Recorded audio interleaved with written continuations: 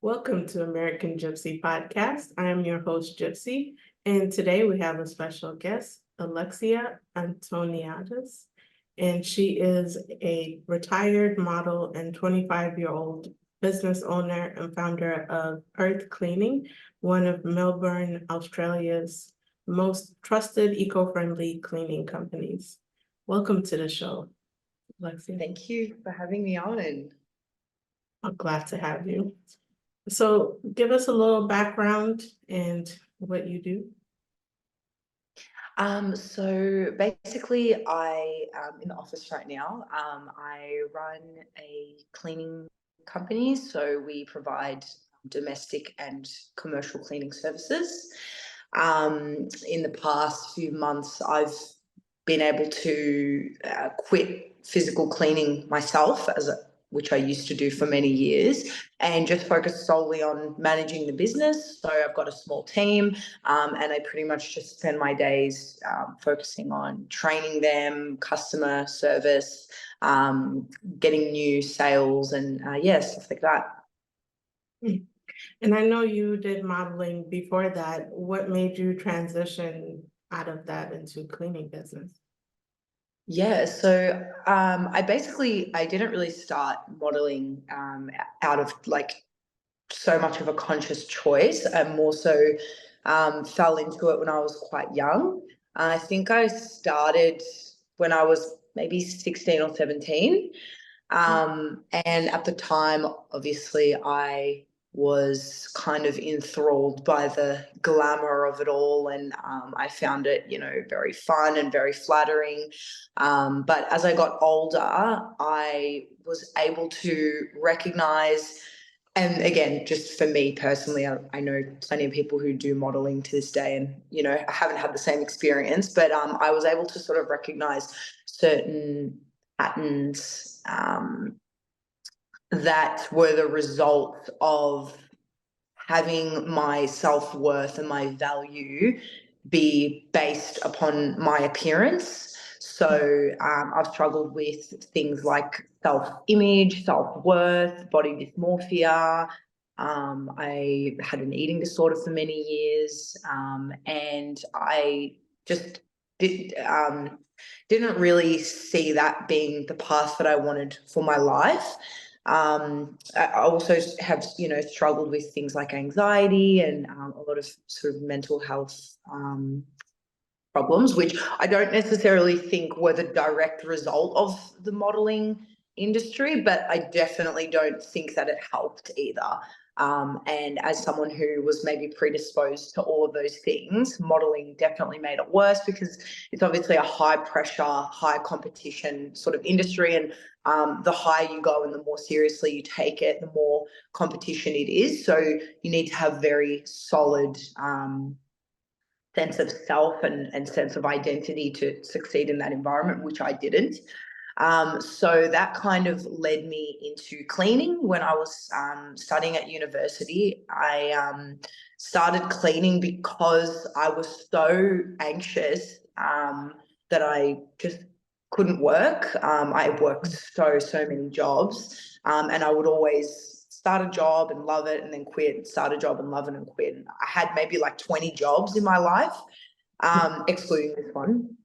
And so I was always just jumping from one thing to another, and I had no real sense of stability, because I think stability comes from knowing what you want. And if you don't know what you want, then you can't get it or you can't work towards it. So I had no stability, and I just had no goals or anything like that. I would just go from one thing to another until finally, completely by chance, I found cleaning, and it was great because there was flexible hours. Mind you, this is cleaning for another company. I was just working as a cleaner because I didn't have to speak to anyone. I could just put my headphones in and get the job done without having that social anxiety that I found would drive me away from most of my other jobs. So yeah, I was working as a cleaner, and it was pretty good for a good number of months, and then COVID happened. So I was out of a job. Obviously, the cleaning industry suffered a lot during lockdown. And so I had no money. I was on government benefits and I was studying at the time, which was excruciatingly hard to be able to, continue my studies without physical help or in-person classes was really difficult. So yeah, I was really struggling. And then it occurred to me that I could start cleaning independently. Obviously, this is like after lockdown ended and it was, legal again to like go to people's houses and stuff for services. I thought that I might, rather than going back to my old job, I thought that I might just start cleaning independently. So what I did was I actually bought like a full eco-safe cleaning kit, which was not cheap by any means. And I spent like a huge part of my savings on that. And then I went to print off like some flyers and started posting in like Facebook groups and just doing a bunch of free advertising. And slowly, I built myself up to a full roster of clients, and I was able to choose my own hours again.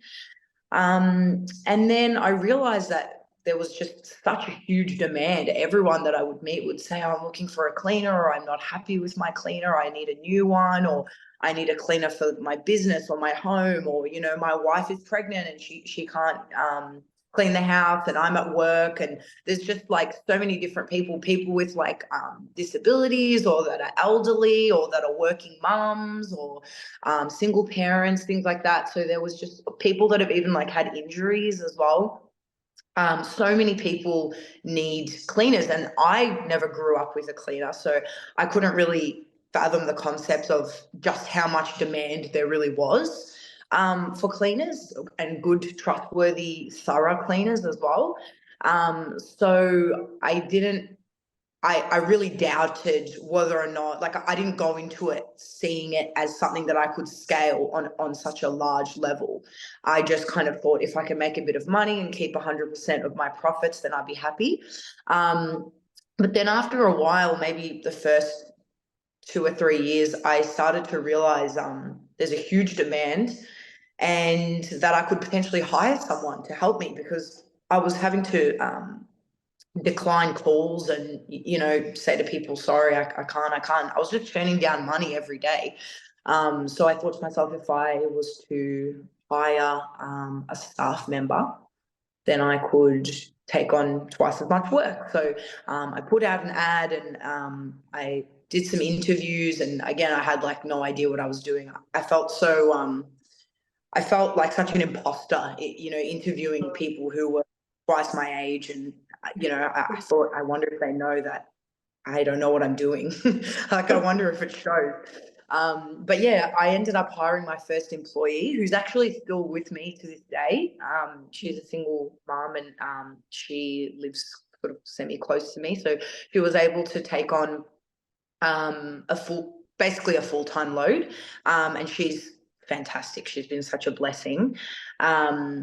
And yeah, so basically since then, it's been a slow and steady increase in both customers and staff members, until recently, like the past few months, I was able to stop cleaning, which was huge, because I never thought that this would enable me to stop physical work and just focus on running something that I built. And every day is stressful, but it's a good kind of stress, because it's the stress that's leading me towards the next thing, and it's leading me towards growth.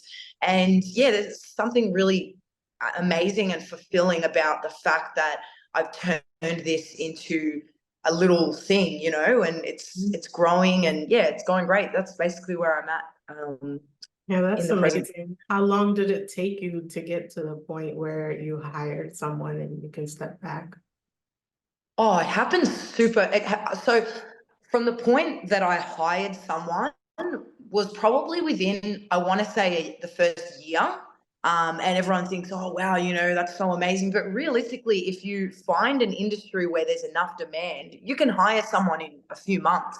It's just all about how much demand there is. Like if you're in a very niche sector, then you might want to focus your attention rather than focusing it on hiring. You might focus it on sales and marketing to actually convince people that they need what you're selling.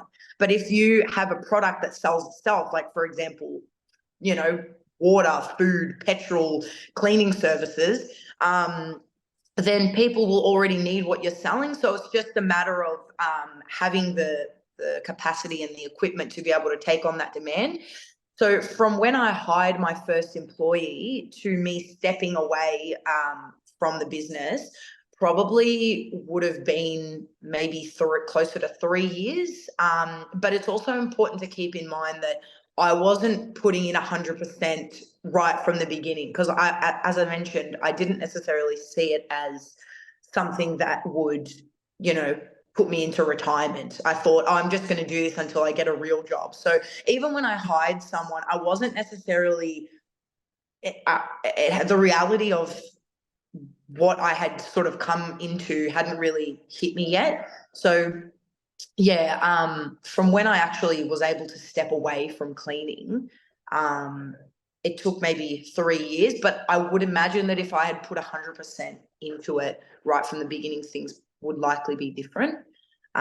Just because I feel like something will be what you believe it to be. So the more I persisted and the more I believed in my vision, and I could sort of see it growing and growing every day. Now I have abundant faith that it will continue to do that, whereas in the beginning it wasn't really growing because I wasn't really believing that it would.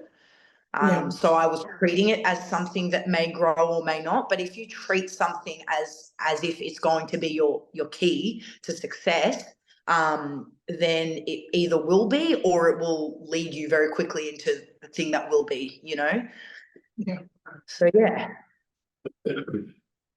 So what made you go independent versus working for someone? What gave you the courage to kind of step out? Well, I had nothing to lose, first of all. So I thought to myself, if I,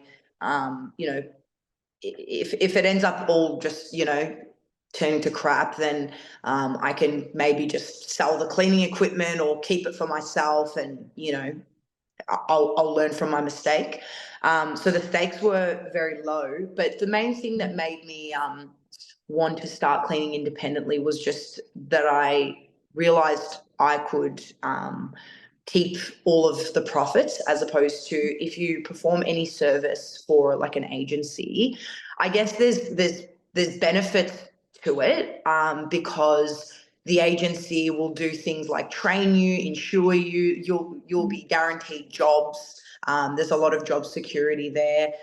They'll give you equipment, uniform, insurance, police check, working with children's check, things like that. So just depending on, what you're after, there's a lot of benefits to it. But for me, I just kind of was in a very mindset of I need money quickly. I'm a student, I'm struggling. I just thought to myself, if I can somehow make this work, then I can set my own prices and I can keep what I make. So there's, a lot more control that I liked, because I didn't like working for someone either. Some people like that stability and that structure, but given how anxious I was, I just don't think it was the right fit for me, and I still don't think it would be even now. And do you do house cleaning or commercial or both? We do both. So we started in domestic cleaning just because it was the easiest to access via marketing. We did I would do the houses in my street, and then word of mouth would get around that I did a good job, and then they would tell their friends. And so we started with domestic cleaning, because I think also that the commercial market is very oversaturated. So there's lots and lots of really good commercial cleaning companies, whereas it's not as competitive with domestic cleaning. The only thing is there's a few, there'd be a few local domestic cleaning companies or a few local independent cleaners, like how I used to be when I was just one person. and they just sort of have their regulars, and that's what it is. So it's a lot more difficult, as I'm sure it is with most industries, to break through into a commercial or industrial sector. Just because you're dealing with companies, and especially like me, I was just one individual, and I felt very out of my league when I started to get commercial inquiries or big commercial contracts, because there's a lot more to do, there's a lot more to negotiate, and the stakes are higher because it's a bigger job. Like if you're cleaning a shopping center or a hospital, it's obviously a lot more pressure than if you're just cleaning someone's home. So you've got to make sure that you get it right. You need to have correct policies in place, terms and conditions, things like that, to obviously protect yourself. But these are all things that I've learned along the way. Like I've had to make a lot of mistakes, and this is part of what I was saying earlier about why you need to have a clear vision and have faith in that vision, because there will be a lot of setbacks along the way. Like no one just succeeds and it's so seamless. There's a lot of setbacks. You lose money, you lose employees, your reputation gets damaged, you trust the wrong people, and you can get very discouraged, and it's really easy to give up, especially because your brain will jump through all sorts of hoops to try and get you into safety. So like onto the next thing, or like, let's just bail on this, or it's not too late, we can still start something new or whatever. It's actually quite hard to stay on one thing. It's like anything else, like, going to the gym, or, having healthy patterns in your life. Your brain will do it for a bit and get the endorphins and the serotonin and whatever from that activity. And then after a while, it wants to take you to the next thing, or let's just bail on this, or you've done enough, or, even if you were to keep going, who's to say that you would see results, And so you've got to kind of fight that, which I think is probably a huge barrier for most people when it comes to, working independently or starting a business, that, they have self-doubt, or they have things that go wrong, and it can be really discouraging. You've just got to keep going if you want it bad enough. When you're going through those moments where you're kind of self-sabotaging or doubting, what are some things that help you keep going? Yeah. Two things. So looking back helps me a lot, because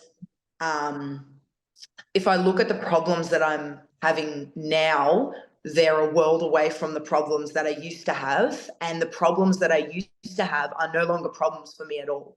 Like I look at things like, keeping the books and accounting and invoicing and things that I used to have no idea whatsoever what I was doing. And now it's just like, I just do it on my phone. It takes 1 second, because I've reached out to the right people for help, and I've, put, certain policies and procedures in place to just make it super easy.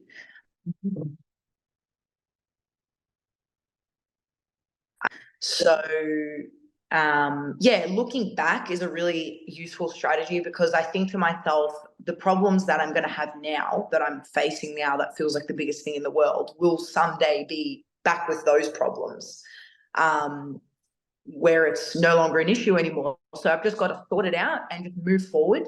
And another similar strategy is looking into the future. After I sort this out, what's going to happen? You know what I mean? And you think of how good you'll feel, how relieved you'll feel, and how confident you'll feel, and how that has been the case in the past when you've solved problems.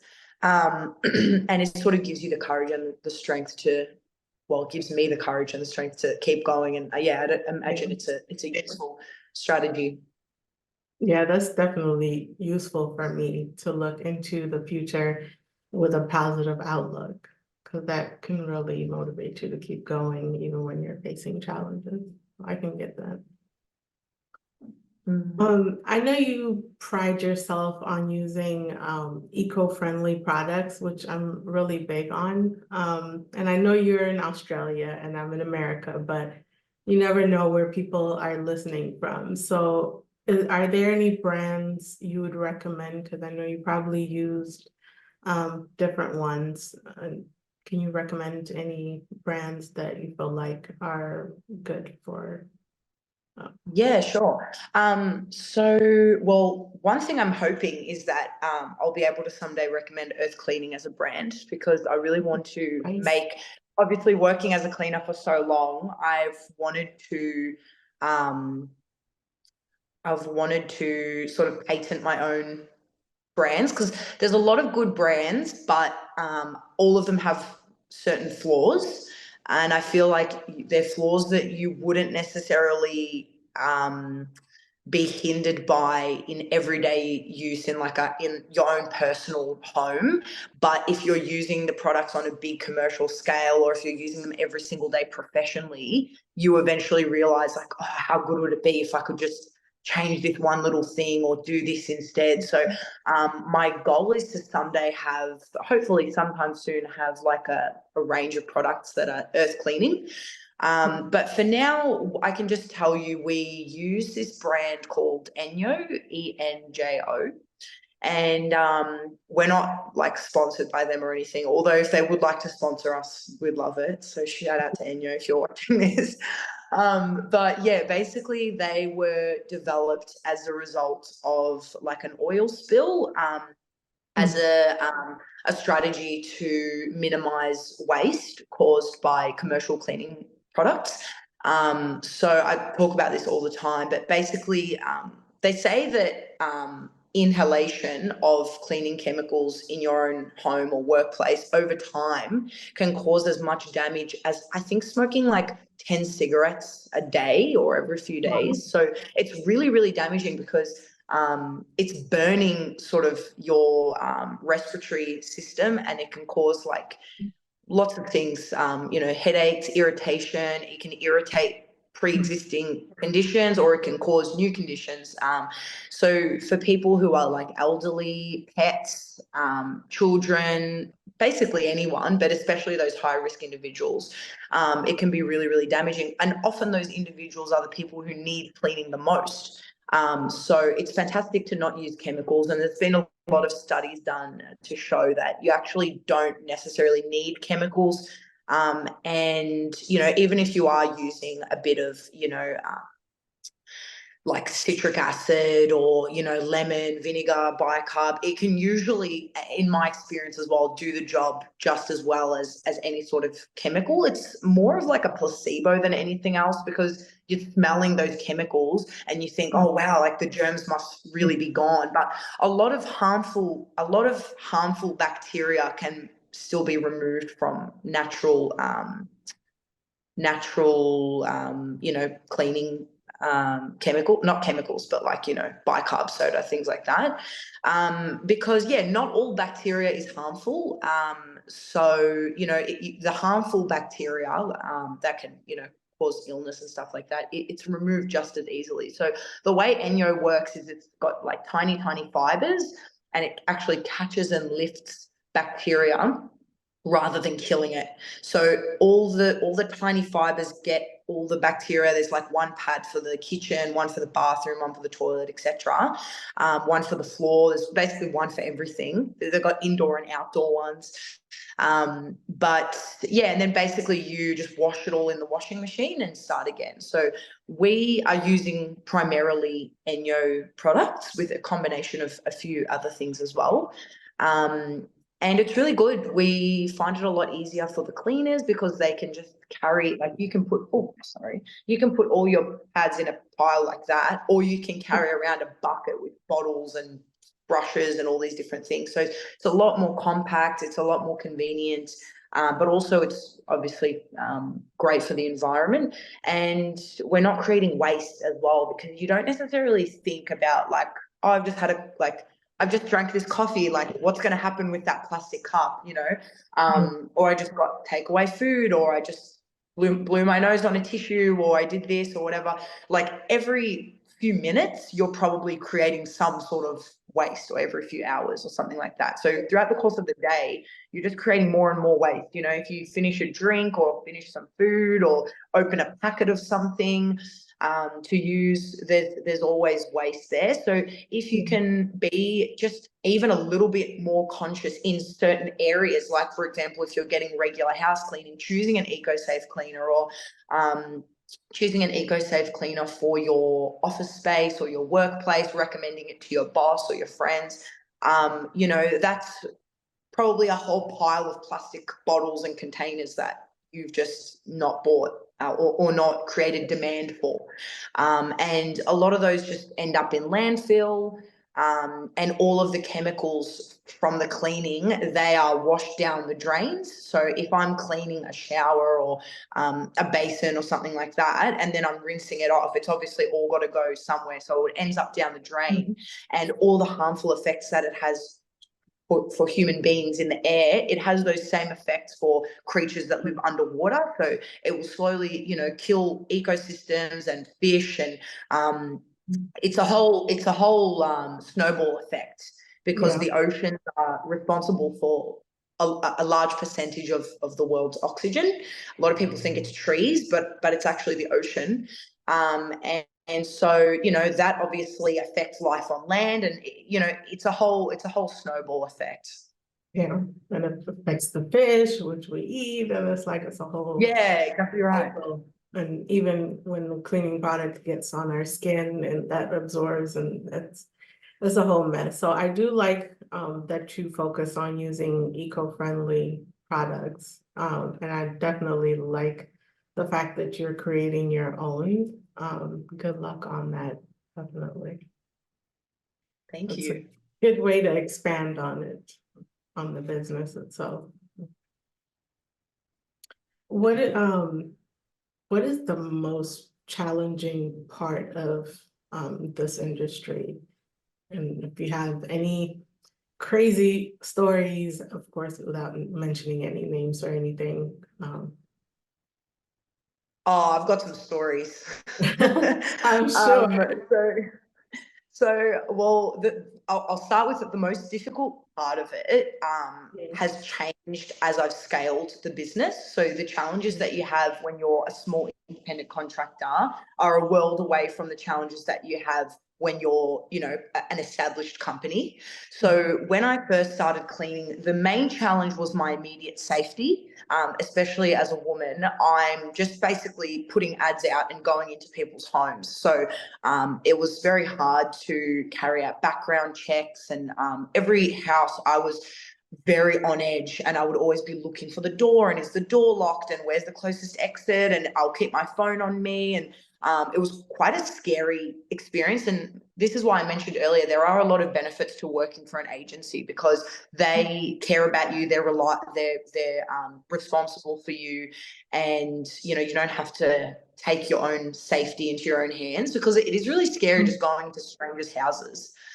So that was a definite thing that I struggled with. Also, the physical work. A lot of people don't think, like, if you're cleaning one house, it'll probably take you about 3 hours. If you're doing 3 houses a day, that's 9 hours of just cleaning, just scrubbing and vacuuming and sweeping, and it's back-breaking work. It's back-breaking, and I've taken that into account, because when I used to clean, I think the prices were a little bit on the lower side, because you always undervalue yourself and your services. When you first start, you think, oh, no one's going to choose me, or why would anyone want to pay me this much? But I've realized that, there's a reason why people pay other people to do certain jobs, and it's because it's something that they don't want to do, and it's really hard. And so if you're doing that all day, every day, it's backbreaking. It's so hard. So yeah, I always take care of my staff, and make sure that they're paid appropriately for the work that they do, because I know exactly how it feels to be working so hard. So that's another challenge. And then as I've scaled the business, something that I've really struggled with has just been sexism, which I really didn't expect to happen, because I don't know, I didn't really. I would think most of the industry is women, so that's a very surprising. Yeah, well, that's what you would think, and actually, most of the industry is women, but mostly in the domestic space. So cleaning is a very female dominated job, just like plenty of other other roles. But the more you grow into like the commercial sector, as I mentioned, it's more like companies doing contracts with one another, as opposed to like, the lady down the road that comes to clean your house. It's a lot more male dominated, because a lot of our clients are, offices and stores and, restaurants, and they're pretty much always owned by men. So, I'm sort of dealing with a lot of men, which is fine. But I have really honestly noticed that the sexism is crazy. And I don't know if maybe it's also exacerbated by the fact that I'm obviously young, and people probably don't take me as seriously because they think that, how long has she even been alive to have like experience in like business and stuff, which is like fair enough, obviously. But yeah, I've noticed like, you asked if I had like any crazy stories. I was doing like door knocking, but commercial. Like there's some industrial areas in Melbourne, and I would go and like show my face, because I feel like people don't pay for services, they pay for people. So if you like someone, you're probably more inclined to choose their services over someone who maybe would offer a slightly better service, but that you really don't like. So if you're personable and people trust you and they really like you, they would probably choose you over anyone else, and they would probably stay a lot more loyal. So I like to build a relationship with my clients, and make sure that I'm always accessible, and that they can contact me, and that I'll hear any concerns that they have. That makes them feel a lot better and more valued, which I appreciate. So yeah, I was like doing a like a door knock, but you basically just go into businesses when it's a like low traffic time and they're not so busy, and you just say, hey, like I run a local cleaning company, and if you want to try our services out, and have a chat with them about if that's something that they're interested in. And I went into like a mechanic like shop, because we do service like a few like industrial properties. So I thought like I'll just go and like introduce myself. And I walked into the office, and there was just two guys in there, and they started like just laughing at me, asking if I would do like body cleaning, like if I would clean them, and like just saying like all this wildly inappropriate stuff. And I was so shocked. I just stood there and I was like, I didn't even know what to say. I just felt so like patronized. And I thought like, here I am, like a business owner just like you, but for some reason, like you've made me feel like a child, or like, I'm not worth anything. It just completely like undermined, everything I've worked for, and it made me feel so angry. I couldn't believe it. I really couldn't believe it. As I was in there, a picture of professionalism, and I was, speaking to them so nicely and dressed professionally. So I just couldn't believe it. And, little things like that where people will try and put you down, or, it's stuff that really happens. Another thing is unsolicited business advice is a huge one. So I'll have a client who's a male, and they'll call me up just to chat, and they'll always request, a female cleaner, even though they're males. It's not like, a safety issue or anything. And then they'll try and just call just to chat, and they'll, ask for the cleaner's number, and they'll call me up and say, how can I suggest something to you? Like, if you did things like this, it would be way better. Or, I just received the invoice. Can I make a small suggestion? Why don't you invoice like this? Or why don't you do that? Blah, blah. And it's like, I didn't ask. And it's so patronizing. And, women just don't do that. They don't ever. And they never have. Sometimes women are, rude, or, not nice in other ways, but that it's not a, you can tell that it doesn't come from a place of like, you're not serious. You're not a serious business. You know what I mean? Yeah. They don't patronize in that same way. It's like kind of a different, thing. But yeah, that's been a huge challenge. Another crazy story was when this wasn't with earth cleaning. Obviously, like we we'll like try to screen our clients a little bit more thoroughly than this. And I won't name any names because, you know, I did like my original agency. But I went to clean like a disability home. So sometimes when people are struggling with their physical or mental disabilities, in Australia we have what's called the NDIS, which is like a commission where the government will allocate a certain, amount of budget to participants so that they can spend that on like services to make their life easier. So say if you've got a disability, you're probably not going to want to like clean your whole house, do the gardening, go to the gym, whatever. So the government will give you, say, like X amount every month, and then you can choose where you're going to allocate it.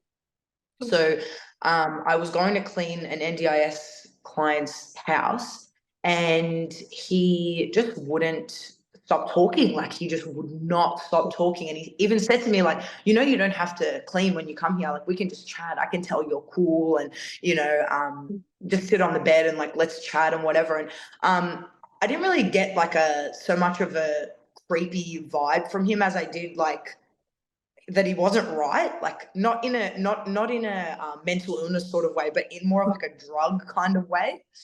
And so I'm thinking like, okay, well, you know, no harm done. I didn't feel that my immediate safety was necessarily in danger. I just got a bad feeling. So I was like, okay, well, you know, I tried to sort of do some cleaning and laundry and whatever, but I would always mostly chat with him. And he would tell me about, you know, I'm a singer and I do this and we did this on the weekend and blah, blah. He just like, he was talking like so much. Anyway, so then eventually after a few weeks of going there every week, I went there again, and he like closed the door and closed the windows and was like, just come and sit on the bed for a second. I just want to do something. And he pulled out a meth pipe and he was like, oh, you don't mind, do you? And I was so scared. I just like froze. I didn't know what to say. I was like, oh, like, because I didn't want to say, like, you know, freak out on him and say, well, what the hell are you doing? Because then I thought maybe my safety would be in danger. So I was just like, oh, no, that's fine. You go ahead. I'm just going to keep cleaning or whatever. And he was just doing that. And then eventually, like, the clock rolled over and I just lied and said, like, oh, I've got to go to another job. And I rushed out and I just never went there again. But yeah, like that was probably like one of the craziest things that's ever happened to me. I couldn't believe it. That is crazy. When you go through a situation like that, like even the mechanics, like, do you still do the job or you kind of like? Look, to be honest with you, I've never been in a situation where it's actually a really good question. I've never been in a situation where I've had to actually work for someone that's made me feel that way. Usually the people who make me feel that way and make inappropriate comments or talk down on me, usually they're time wasters anyway, and they will just want to say what they're going to say and then not hire us anyway.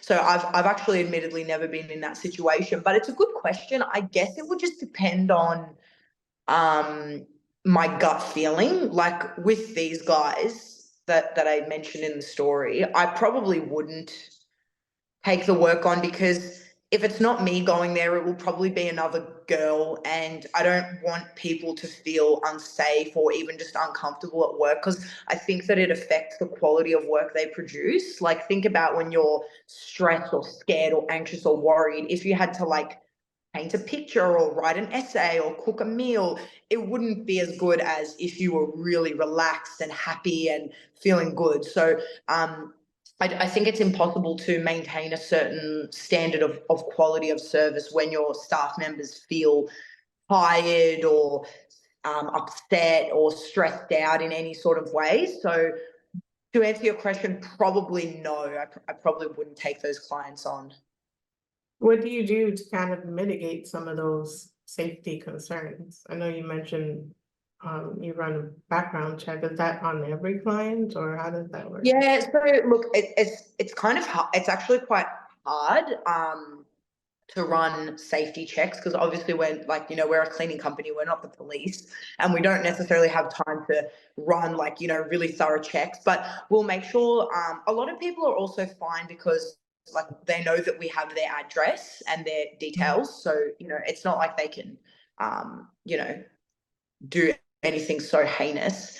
A lot of the examples of, like, for example, there was a serial killer named Peter Dupas in the 90s who booked an appointment with a psychotherapist called Nicole Patterson, and he went to her house, which was also her practice, and he murdered her. But that was a situation where he was going into her space rather than her going into his space. So I wonder whether it would make any sort of difference. Like it's probably more dangerous to invite someone into your home. So I am aware of that from the client's perspective, that, you know, inviting someone that you don't know into your home is probably just as scary as you going into someone else's home. But we do run things like, background checks.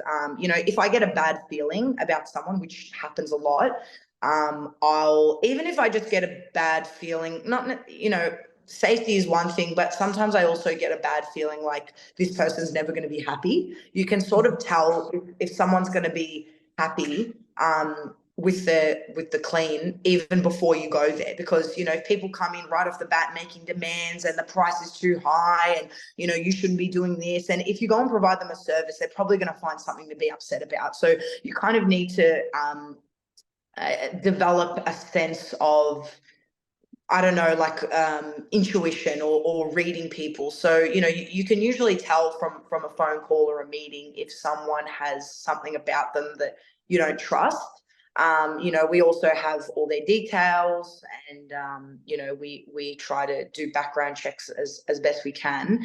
But yeah, you can usually tell quite early on if someone's going to cause you grief in some way. Like a lot of the people that have, say, for example, like, you know, the guy that I mentioned that would request a female cleaner even though he was male, I couldn't really pinpoint what it was, but, you know, he paid on time, and, you know, we ran our checks, and he's, you know, seemed like a normal guy, which I'm sure he was.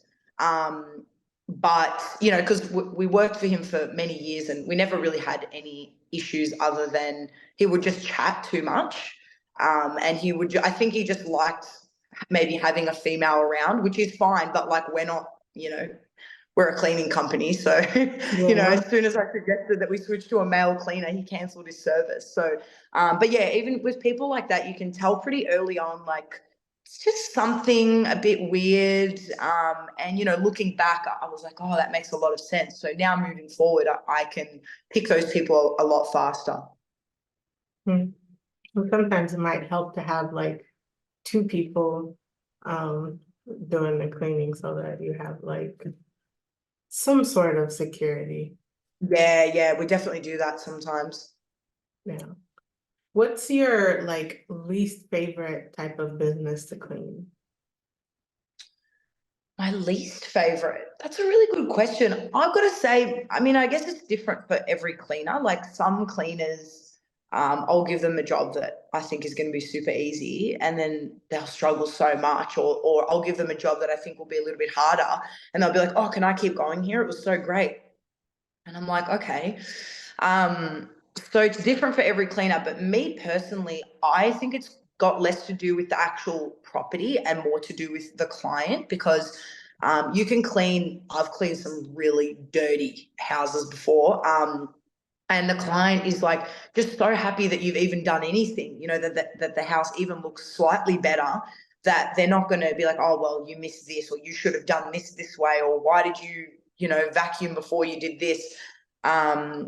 And it makes you feel so great, and you're like, you want to work hard, because cleaning can be quite therapeutic as well. So it makes you want to work harder and go back there and go, you're like, I'm going to go even harder next time, I'm going to do a better job, whatever. Whereas there's other houses that don't really require that much work, like they're maybe very modern and clean already, or they're you know, maintained in between regular cleans, but the client just will have something to say about every single thing that you do. And, you know, sometimes I feel like people also complain about things that they're not necessarily that unhappy about, so that they can like keep you on your feet. Like they think that giving you negative feedback and micromanaging you will keep you working harder, which I have found to actually be a really, really inefficient strategy. Like when I treat my employees with respect and I give them the benefit of the doubt, like, oh, I know you didn't mean to do this, but in future, if we could do that, it'd be great. It's like parenting almost. Like managing is kind of like parenting, you know. If you just like smack your kid over the head, then they'll be scared, but they may not necessarily stop what they're doing. They might just take better measures to hide it. Whereas if you get them from the inside and you say to them, like, I'm really disappointed. I know you can do better than this. I believe in you.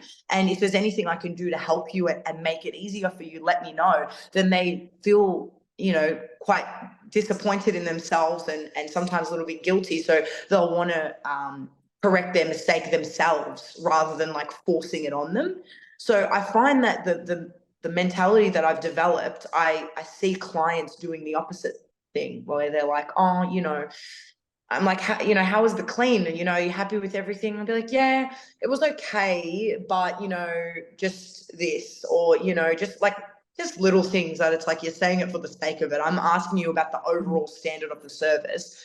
And you're talking about something really small as if it's a flaw in the service, when really when you're receiving any service, you should look at it as a whole, because everyone that's doing it is just a human. They're not perfect. They're not, a robot, and everyone is different. So like if you're giving a haircut, everyone's so different. If I say, I just want to trim, that could mean something completely different to what the girl next to me says when she says that she wants a trim.